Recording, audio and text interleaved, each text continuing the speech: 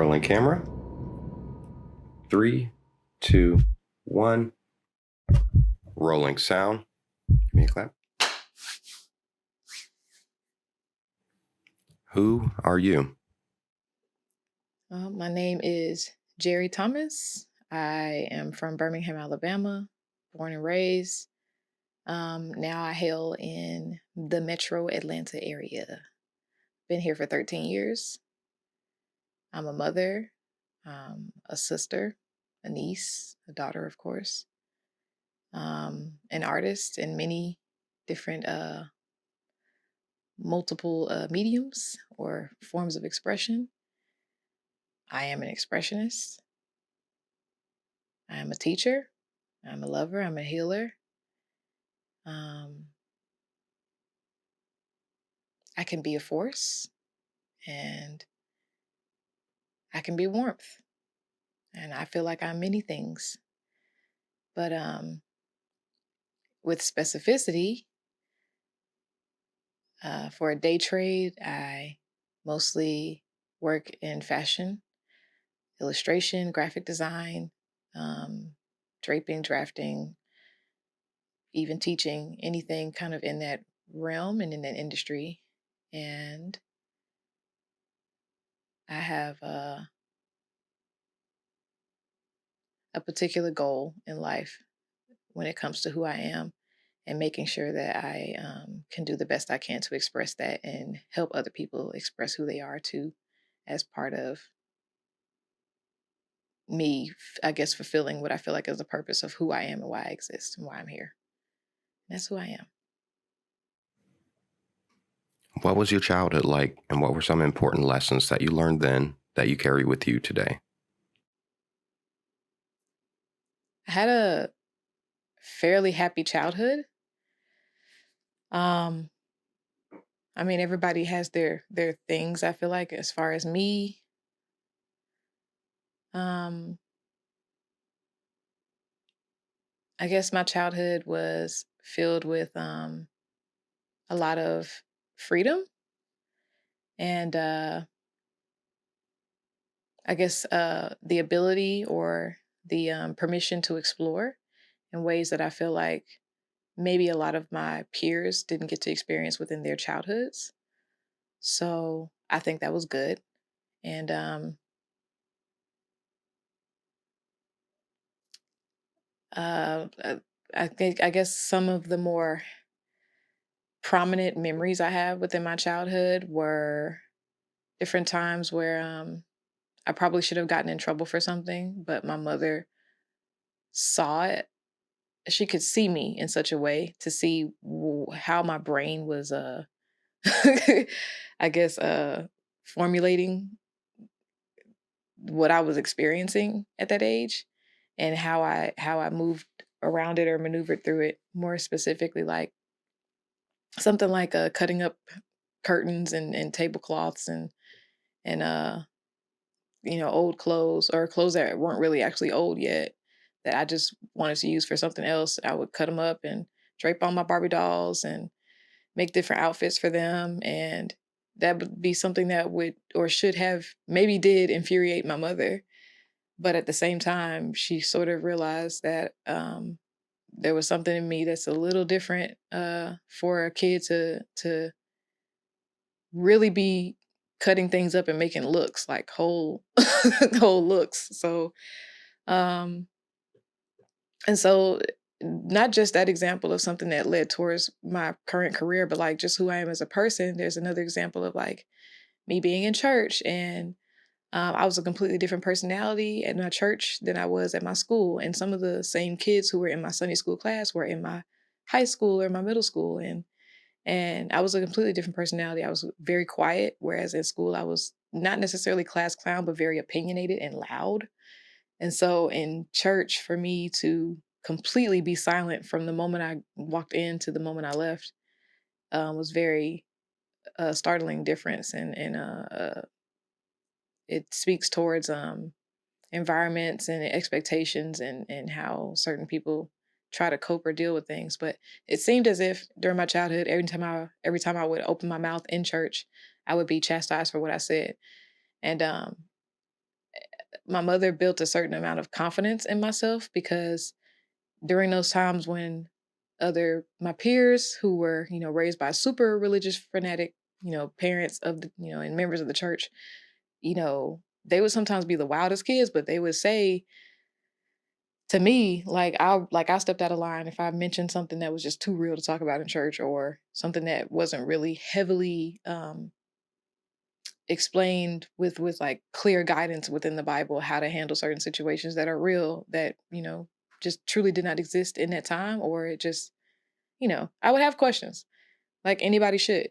And I would just constantly get criticized for it or made to feel like I was in trouble for even asking.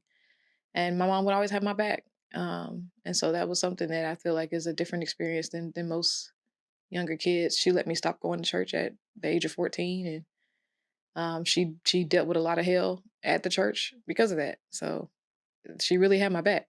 She let me explore religion on my own, and even if it was cringe to her and she didn't like how I was going about it, I came to very similar conclusions that I feel like any one of the religions would have led me towards. So it's dope that I was raised in a household that allowed me freedom of mind and autonomy over myself and my character as I grew. And she encouraged that and supported that in many different ways. So shout outs to my mom. You're great. and and yeah, and I hope to be a similar type of mother to my child and give her similar similar things within my childhood with tweaks here and there. So, How does a flower grow? um, that's an interesting question, I guess. I feel that it grows in the same way that most things do. Um, being that it doesn't seem like the most comfortable thing. It's probably not. Starts off in complete darkness and wet and you know but it takes like really divine conditions because any little thing that goes wrong that's not within alignment could cause stagnations or death. So I think flowers blow and bloom and grow in the same way that everything else does. Or there's the concept that energy never dies. So if you think about the entire life cycle and where it began and how it's kind of hard to fathom sometimes it never ending.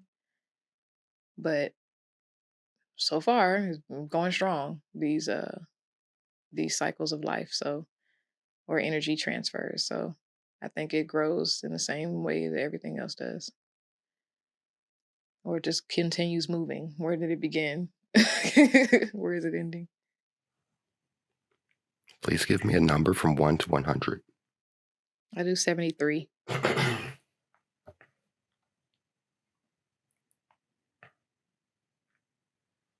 When have you caused the most harm to yourself? That's a good question. When? The most harm. I have two answers. I have a story time and then I have like kind of like a daily thing. I think daily when I talk down on myself or um, just overanalyze what I'm doing, how I'm doing it, who I'm doing it with. I think that sometimes that's not necessarily good for me. So I think that is a way of self harm is kind of focusing on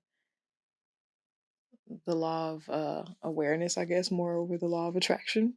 Just being aware of every possible thing that could happen. And it's a good thing to be able to plan for everything. But I think sometimes I focus a little bit too much on what I expect to go wrong and planning for that versus planning for complete and utter total success on a daily and regular basis. So I think that's a way of self harm in a sense. And as far as like an actual example I can think of self harm, I think One of the most harmful things I've ever done to myself is continuing to choose something that wasn't in alignment with me at all. That was very clear, and just continuing to choose it over and over again for whatever reasons, for reasons of wanting to force it to fit, or um, just a stubbornness that I might have confused with loyalty. I think that was the most harmful thing I did to myself, was yeah, not confusing loyalty with stubbornness. And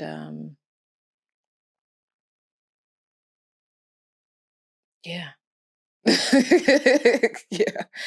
I think that's yeah, that's the most harmful thing I've ever done, because it was long. It was over a long span of time. So yeah. Please give me another number from 1 to 100. I'll do 12. At what time in your recent past have you felt the most passionate and alive? How can you bring that passion to your everyday life? I have a lot of answers. Trying to figure out which is most appropriate. uh,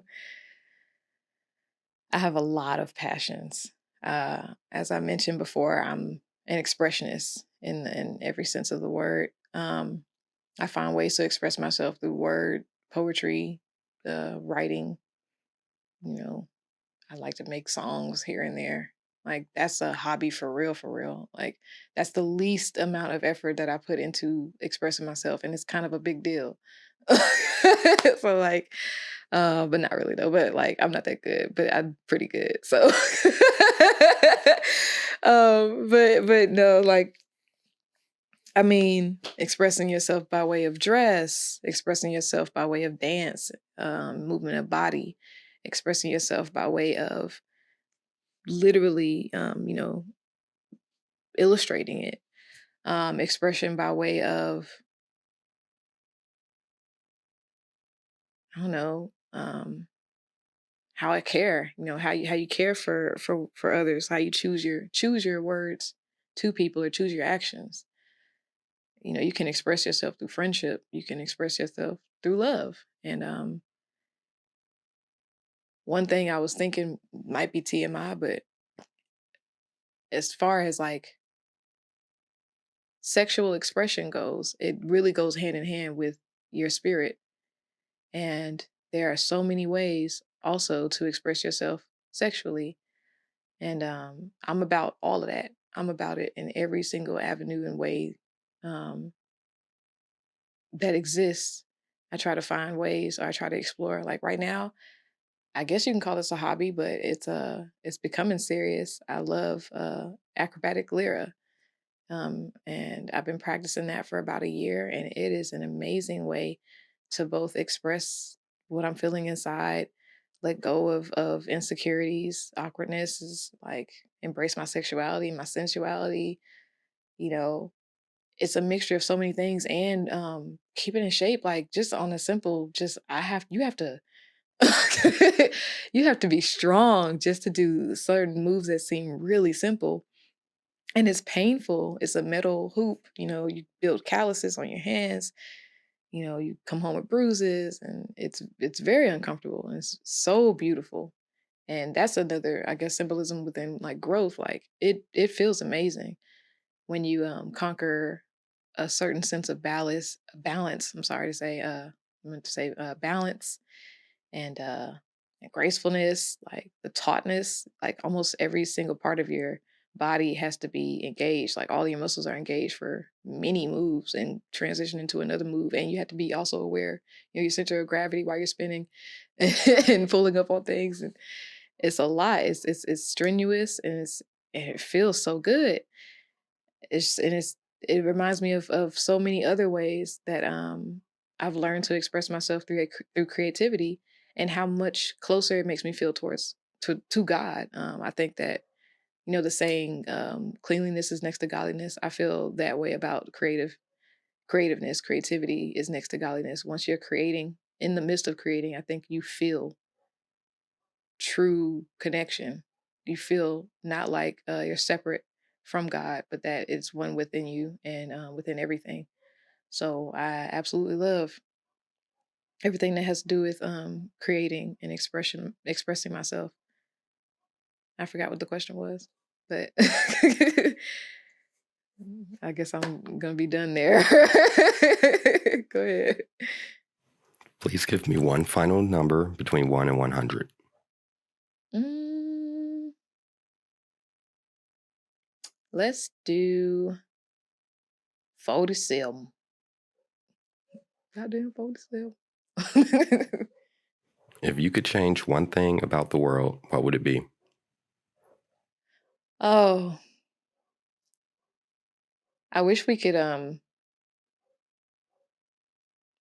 I guess when it comes to levels of empathy, I wish we could see each other truly. I feel like people get whatever viewpoint they do of you, whether it's something that they gathered from others or whether it's how you portray yourself, your internet persona, whatever your career is, your day job.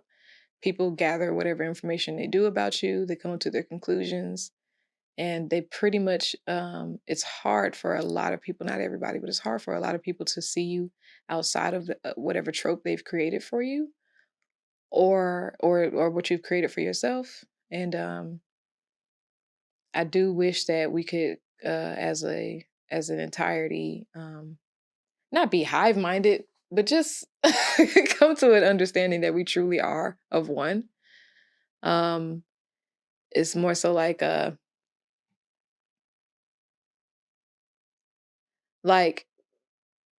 I am a Black woman and queer or whatever, and so that can put me in a bunch of tropes. And my artist, uh you know, artsy fartsy, always wears black or, you know, monochromatic colors, you know, whatever. That could mean something to somebody, that could mean nothing. It could paint me into a weird box or whatever. And then it's like people learn other sides of me and it like kind of blows their mind. Like, you know, how can you be this and also be that and also be this? But I feel like at least most millennials are many things. So it should be normalized by now, but it's still not. And it getting past the point of annoyance and more like kind of what the fuck is going on? Like, how are we not at a point now where we can kind of see each other and realize you're more than just one thing or two things or three things? You are a multifaceted, complex human being. We're here sharing a myriad of emotions, and we all can relate. We all felt them. We all have different coping mechanisms. We all have different ways of growing and healing past certain things. We all have ways of accepting ourselves. We all have our own journeys. Everybody's living it. Everybody's experiencing the same. We're going through the same lessons at different times, but you're still, if you haven't been there yet, you've been there before. Um, and so I find it really strange that we pick these personas or these like we have to compartmentalize ourselves in order to function in society. That's never made sense to me. And I wish that was something that did not exist. That's something I would like to change about the world. I try to do it with being extremely open. It backfires a lot, and it's kind of like a sacrifice that I take for the greater good on some soldier type stuff, on some spiritual soldier type stuff. Um, you know, I embarrass myself. I I do it loudly, um, and it's one of those things where I try to show that it's okay to truly be who you are. Sorry. Um, yeah, I would like to change that about the world. I would like for to be able to create some type of situation where people can truly feel comfortable to be who they are and non-judgmental towards each other, accepting. Yeah. How do you find meaning in your daily experience? What propels you through life? Um,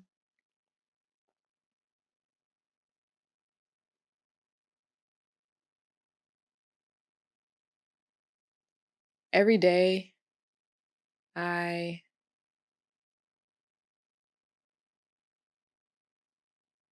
I'm trying to move towards certain larger goals in my life.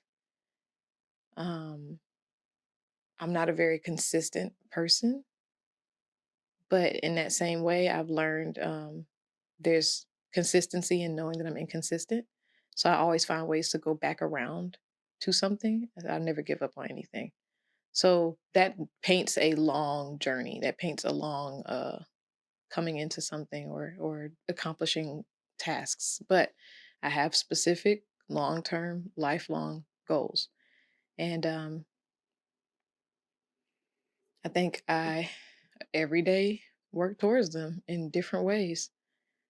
Everything I do is for like this first business I'm building and the process of getting people to a point of truly loving their bodies, accepting their bodies and being able to dress themselves exactly how they want to for their bodies. And that's just step one. That's just the first business and what I'm trying to leave behind. So I think that yeah, everything I do is towards that, toward leaving something for my daughter. Um, I want to leave a good imprint on the world. I want to leave a good impression. And I want in some type of way with everything that I've done or will do to be able to express to those who I love how much I love them, to those who I've wronged, how sorry I am and how much I love them, to those who have wronged me, that I forgive them and I love them. And for those who I don't know, that I've gone through exactly what you've gone through and vice versa. I love you. Like, I want, hopefully, for my life to be able to reflect that in some type of way. So, What has the experience of living been like for you to this point?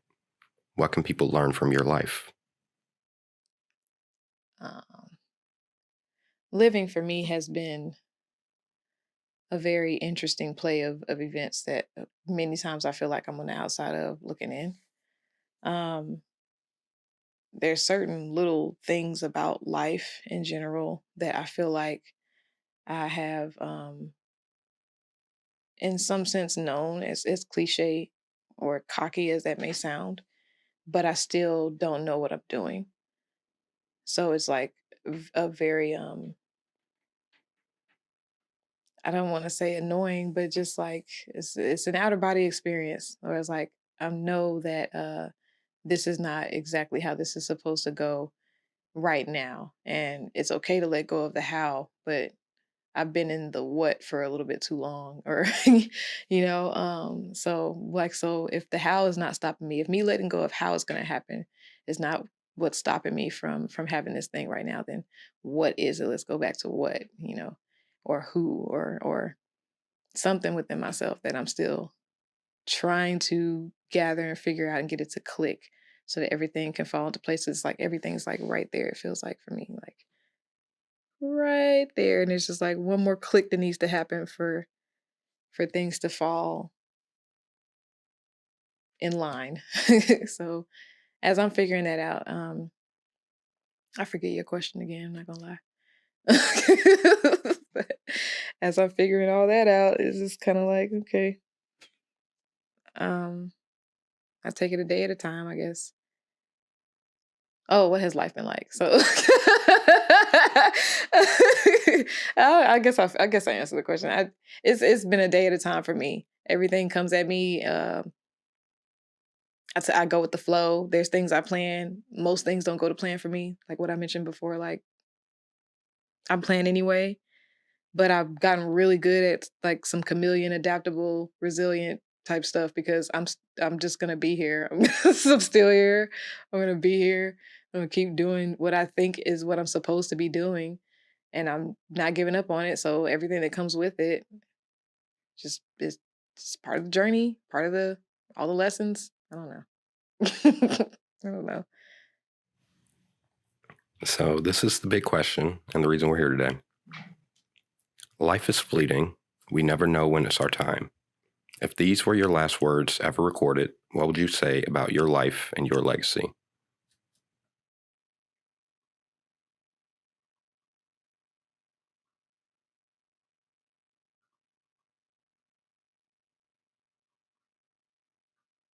Well, one question we didn't get to, which I guess I want to address right now, is what my biggest fear is, which is to die before reaching my potential of what I want to accomplish in life. Because I'm not one of those people who is truly okay with me being discovered like, you know, 10, 20, 30 years after my death. That thought of that sickens me. Um, of course, it won't matter. I'll be dead, but I do want to have some sense of like truly like outward validation. I have gone so much of my life validating myself and or seeing things that validate me, but it's just myself and me for the most part knowing my worth and but my surrounding life not reflecting it besides like certain aspects of my life like my levels of friends are like golden but I'm not where I want to be in so many other places and so with that said I would like for my legacy to be surrounded with you know different words that mean loving uh you know opinionated in the best of ways hopefully like forward thinking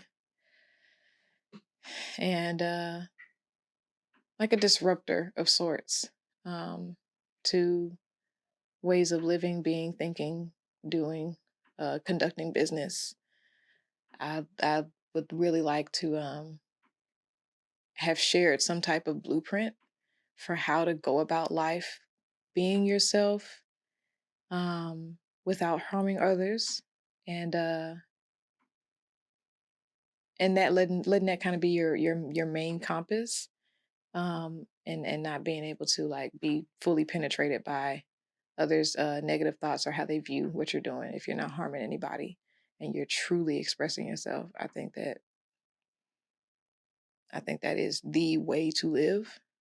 I think it's easier said than done, and any way that I can both do that, be that, and give a way to show others how to do it. That's I think one of my biggest passions in life on a core scale, and what I hope to be able to leave behind. Yeah, I hope that every business I create reflects that. I hope that every friendship that I create and withstand and is an embodiment of that. Um, I hope everything I touch has that in it. So yeah. So I'll ask you again finally, who are you? I'm Jerry. I am many, many things. It's hard to say that I'm one thing. Um, I'm feminine and masculine energy married into one body. I come from an infinite source and I will exist infinitely. I am a mother, a daughter, a niece, you know, a sister. I've been a lover to many. I'm a friend to many more. And an enemy, maybe only to one, maybe to myself. um, and yeah, I'm many things.